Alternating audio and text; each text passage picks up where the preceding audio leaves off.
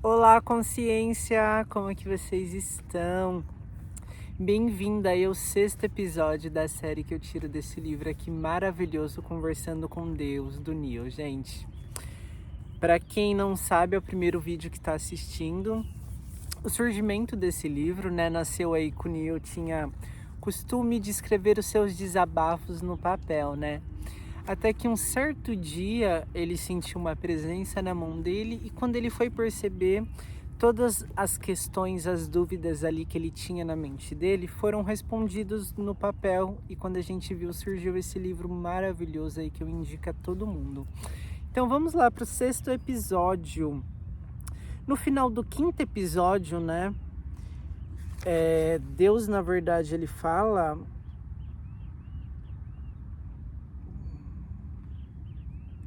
que aqui, na verdade, a vida ela não é uma escola, Porque a escola é um lugar que você vai quando você tem coisas a aprender. E aqui na Terra, a nossa experiência humana, a gente veio para nos lembrar, Ou seja, se todas as religiões, todas as formas aí de tentar saber de onde viemos, o que somos, diz que nós somos amor, isso significa que nós não precisamos aprender a amar. É algo óbvio, não dá para aprender aquilo que você é, mas dá para você se lembrar, Então aí eu começo o capítulo 6, com o Neil falando: o Senhor me deixou confuso de novo. A experiência de si mesmo? Aí Deus responde: sim, deixe-me explicar. No início o que era tudo o que havia. Porém tudo o que não podia conhecer-se, porque não havia mais coisa alguma. E então tudo o que não era, porque na ausência de outra coisa, tudo o que não é. Esse é o grande ser não ser que os místicos se referem desde o início dos tempos. Tudo o que sabia que era tudo que existia. Mas isso não era suficiente, porque só podia conhecer a sua total magnificência conceitualmente, não experimentalmente. Porém, a experiência de si mesmo era aquilo que ansiava, porque desejava saber como era ser tão magnificente.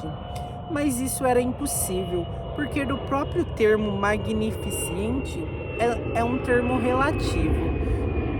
Tudo que só poderia saber como era ser magnificente quando o que não surgisse. Na ausência do que não é, o que não é. Você compreende isso?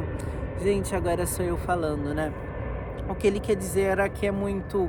Por exemplo, eu tenho 1,68 m. E como eu sei que eu sou baixo, Porque na minha experiência existe outras pessoas maiores do que eu. Então isso faz na experiência eu saber que eu sou baixo, Se todos fôssemos do mesmo tamanho, o termo alto e grande seria só algo da minha mente e não algo que eu estaria experimentando, Mas um conceito e não uma experiência. E voltando aqui agora. Aí Neil disse: acho que sim, continue. E Deus responde: está bem. A única coisa que tudo sabia é que nada mais havia.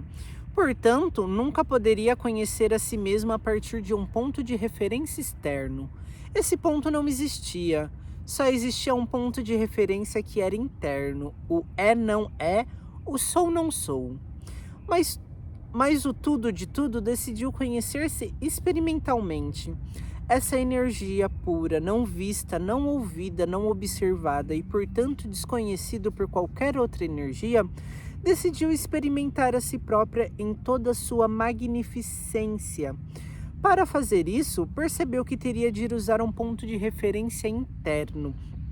Deduziu muito corretamente que qualquer parte de si própria teria necessariamente de ser menos do que o todo, e que se simplesmente se dividisse em partes, cada uma delas, sendo menos do que o todo, poderia olhar para o restante e ver a sua magnificência. Então tudo que dividiu-se, tornando-se em um momento glorioso o que é isto e o que é aquilo. Pela primeira vez existiram isto e aquilo, bem separados um do outro. e ainda assim simultaneamente, como tudo que não era nenhum nem outro. Portanto, existiram subitamente três elementos: o que está aqui, o que está lá e o que não está aqui nem lá, mas que deveria existir para que lá e aqui existissem. É o nada que contém o tudo. É o não espaço que contém o espaço. É o todo que contém as partes. Consegue compreender isso? Aí o Neo responde: acho que sim. Acredite ou não, o senhor usou uma imagem tão explícita que acho que estou realmente compreendendo. Aí Deus responde: vou continuar. Agora, esse nada que contém o tudo é o que algumas pessoas chamam de Deus. Porém, isso também não é exato, porque sugere que há algo que Deus não é, a saber, tudo que não é nada. Mas eu sou todas as coisas, visíveis e invisíveis. Por isso essa descrição de mim como grande invisível, o nada, ou o espaço no meio, uma definição mística de Deus essencialmente oriental, não é mais exata do que a descrição prática de que Deus é essencialmente ocidental, como tudo que é visível. As pessoas que acreditam que Deus é tudo que é e tudo que não é, são aquelas cuja compreensão é correta. Criando o que é aqui e o que é lá, Deus tornou possível conhecer-se a si mesmo. No momento dessa grande explosão interior, criou a relatividade, a maior dádiva que ele já deu a si mesmo. Portanto, o relacionamento é a maior dádiva que ele já deu a vocês. Um ponto a ser discutido detalhadamente mais tarde.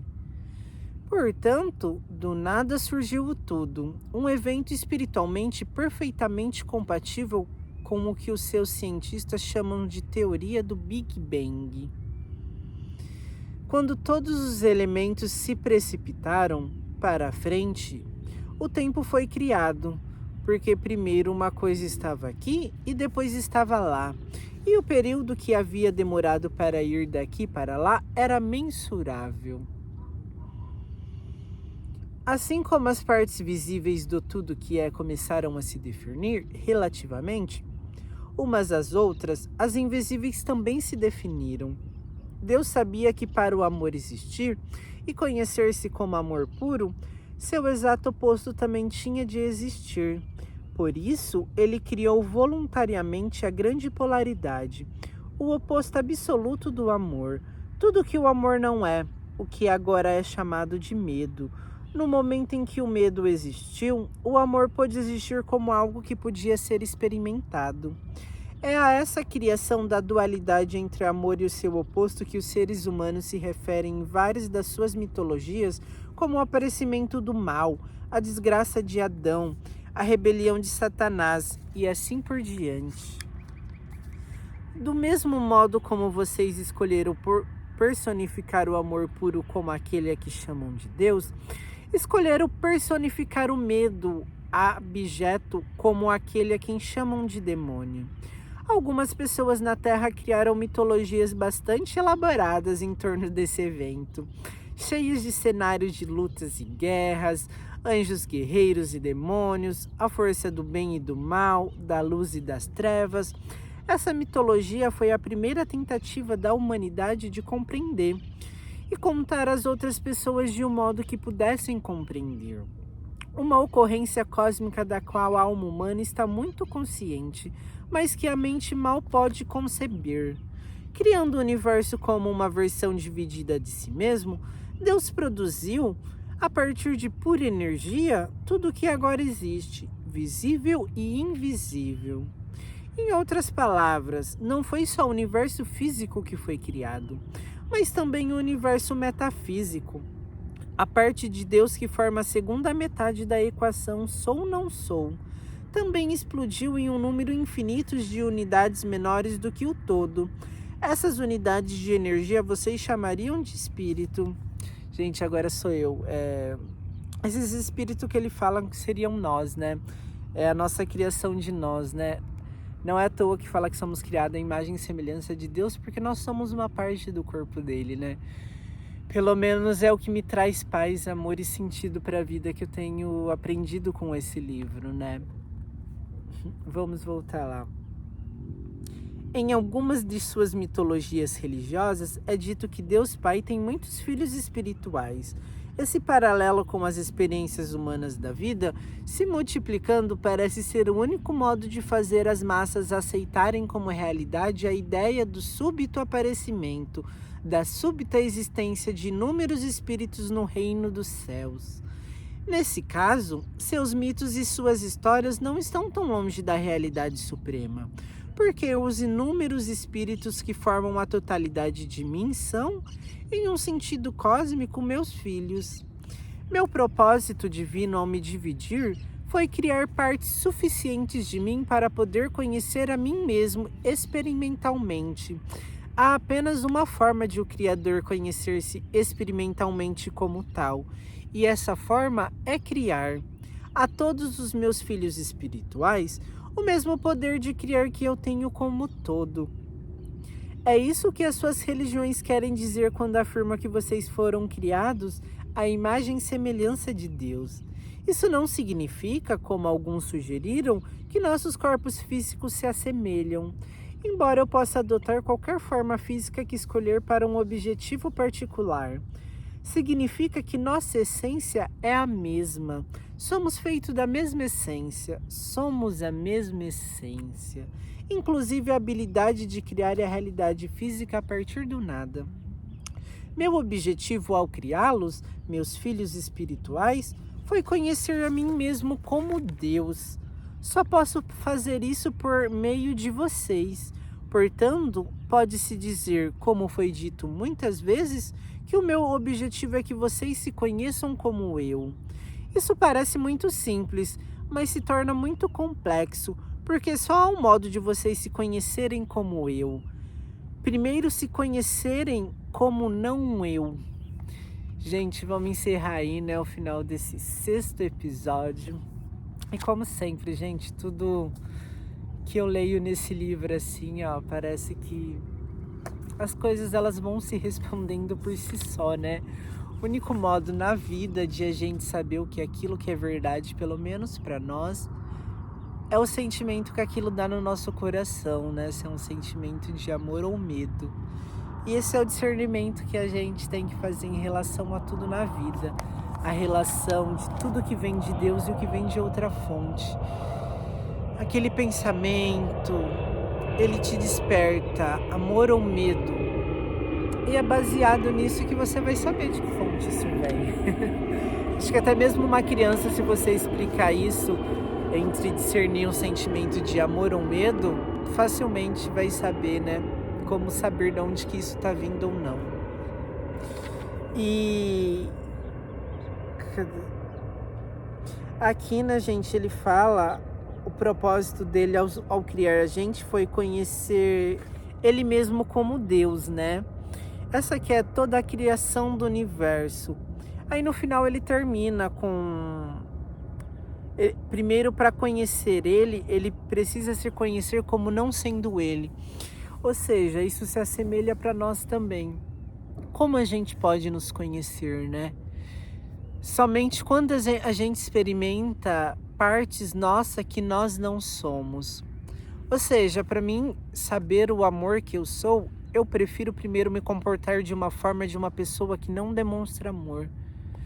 Eu acho que muitos de vocês devem ter a experiência de ter sido um filho ruim para se tornar um bom filho, ter sido um namorado ruim para com uma outra pessoa ter se tornado um namorado melhor, ter sido uma pessoa muito ruim com você, aceitando migalhas, para depois se tornar uma pessoa melhor com você. E, gente, esses só são uns exemplos, né? Porque, gente, a gente não sabe quem nós somos. Pelo menos ao entrar nesse mundo nós nos esquecemos. E como que a gente lembra de quem a gente é? Quando a gente dá de cara com aquilo que a gente não é. Eu sempre fui uma pessoa muito sensível. Então, para mim, saber quem eu sempre soube antes dos 20 anos, apesar de eu ter 30 anos. Mas não é sabendo quem eu sou que eu praticava e vivia isso. Até porque eu acredito que nem hoje eu vivo, né? Eu estou ainda nessa busca, essa busca que eu acho que ela é infinita, né? E tá tudo bem quando você passa a se apaixonar, né? Pelo processo, pela jornada, ela não ter fim já não torna uma coisa ruim, né? Ai.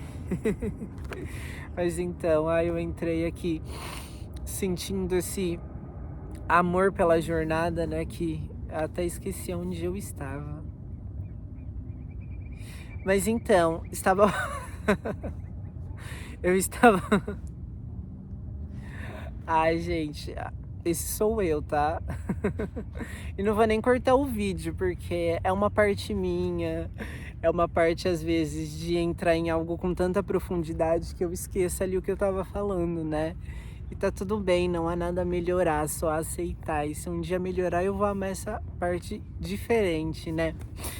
Mas então, eu desde logo cedo, né, eu tive isso porque quando eu feria um amigo, eu senti uma dor tão profunda dentro de mim que aquilo me mudava para saber, gente, eu não sou essa pessoa. Ou então quando alguém fazia algo ruim para mim, né, que criança tem essa, adolescente se vingar. Gente, quando eu me vingava, era praticamente a última vez ali, não a última, né, acontecia um pouco mais para então eu trazer essa consciência de nunca se vingar, porque eu sentia tão forte a dor da outra pessoa que sentir a dor dela era como me despertar, sabe? Me despertar com... Gente, eu não sou isso, eu não sou uma pessoa que se vinga. E tudo isso trouxe uma jornada aí um pouco maior, né? Até o momento de você aceitar, né? Até o momento de você abraçar. E você vê quando a gente dá de cara com aquilo que a gente não é quando a gente se torna quem nós somos, né? Pelo menos aqui na experiência que a gente experiencia, a gente só pode se conhecer quando a gente dá de cara com aquilo que nós não somos. Então, gente, é por isso que eu queria te convidar a se abraçar, a... Não vou usar aquela palavra se amar, porque eu acho que amar é uma construção. Eu tenho tanto conhecimento em relação ao amor de experiências e nem por isso eu vou ser arrogante a dizer que eu me amo, né? O amor, ele é algo acima. Toda vez que nós falamos dele, o que eu estou fazendo agora, eu estou limitando ele, né? Mas é buscar a ter compaixão, né? E buscar construir um amor um pouquinho mais a cada dia. Mas como construir esse amor? Não é se amando não, gente. Não existe isso de se amar, mas o entendimento, ele traz o amor com o tempo, né? Pelo menos é isso que eu acho. Vamos continuar a jornada e descobrir. O bom é que pelo menos aí 5% a mais do que eu já tive em minha vida toda eu já tenho. Então é um grande avanço. Mas é observar a sua vida, né? Observar que às vezes aquilo que a gente acredita não é a verdade. É por isso que traz tanto sofrimento. Porque o sofrimento, ele nasce de um modo errado de pensar. Por exemplo, hoje está um dia ensolarado. O dia simplesmente é assim. Mas se eu trago na minha mente pensamentos dos tipo que eu preferia que estivesse nublado, ai, tá fazendo 40 graus porque não deveria. Eu estou criando na minha mente algo que está me afastando da realidade. E toda vez que eu me afasto da realidade, eu sofro. Por quê, gente? Porque a paz e o amor, ele existe na realidade, no momento presente, que é onde Deus está, né? Onde o divino está, onde aquele ser que você acredita está, né? Não é o Deus, não é o divino, é aquilo que você acredita. Está aquilo que eu acredito e está aquilo que você acredita, porque no fundo o amor, ele simplesmente é amor e a gente usamos de várias outras formas para tentar entender ele. E está tudo bem. Mas é isso, gente, é essa mensagem que eu queria deixar. Toda vez que nós sofremos, é porque a gente está longe da realidade. Eu sei isso na prática, porque eu sou uma pessoa que tem uma tendência a ser ansioso, né? Eu jamais vou dizer, como eu dizia antigamente, que eu sou ansioso, porque eu sou um estado de espírito. Se tem algo que eu sou, é amor. É amor, que é o amor que eu estou buscando entender, aceitar, compreender, experienciar.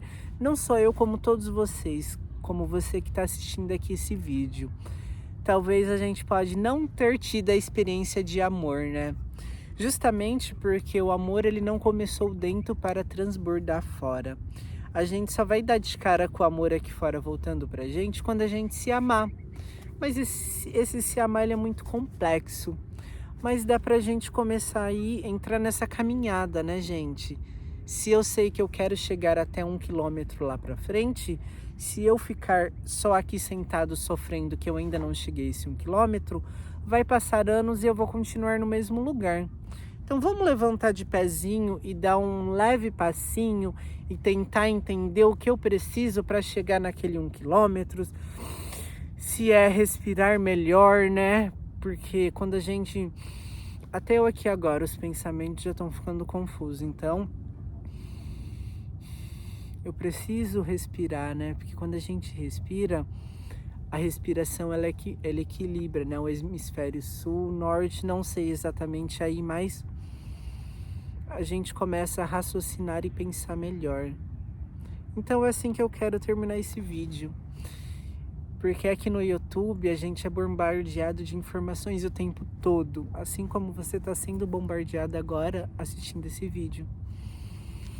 Então, quando você não saber o que fazer e quando vir ansiedade, só respira.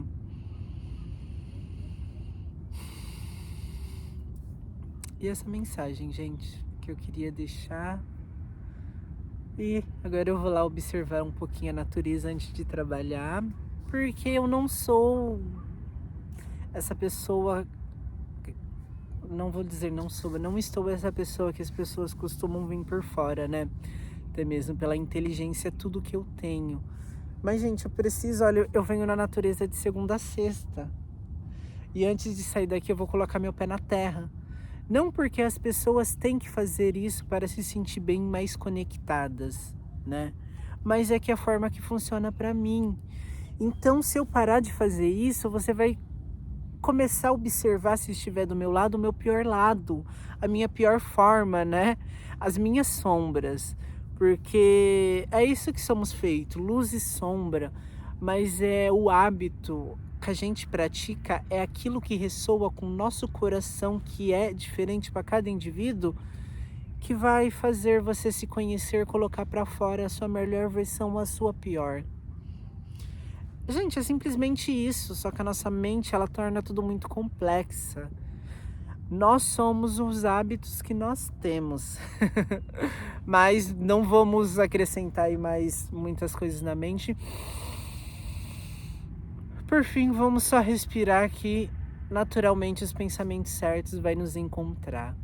É isso, gente, até o próximo 7º episódio dessa série maravilhosa, Conversando com Deus. Não deixe de não comprar esse livro, criatura. Isso daqui vai ser o melhor investimento que você pode fazer para sua vida. Mas é isso, gente. Até o próximo episódio. O Deus que está em mim, saúde e honra aos Deus que habita em vocês. Gratidão.